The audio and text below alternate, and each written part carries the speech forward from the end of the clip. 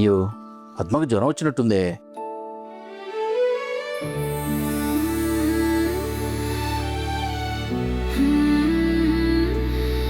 Mummy lunch box ready అయిందా? Lunch box ready అమ్మా. ఏం డాడీ మమ్మీకి రెస్ట్ ఇచ్చావా? ఏం క్లౌసా? లేదు నాన్న, అమ్మకి ఫీవర్ వచ్చిందని అన్ని వర్క్స్ కంప్లీట్ చేసుకుని బాక్స్ కూడా ప్రిపేర్ చేశాను. అవునా, మరి నాకు మాటన్నా చెప్పాల్సింది కదా డాడీ, నేను కూడా హెల్ప్ చేసేదాన్ని కదా. కాలేజీకి వెళ్ళే పిల్లవి, నీతో ఏం పని చేపిస్తానమ్మా. సరే, లేట్ అవుతుంది, నువ్వు వెళ్ళు, నేను మమ్మీని చూసుకుంటాను. సరే డాడీ, వెళ్ళొస్తానే.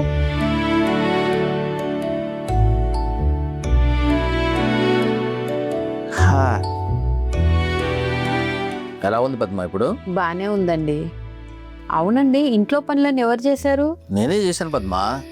నువ్వు వెళ్ళి అక్కడ కూర్చోపు, టీ తీసుకొస్తాను.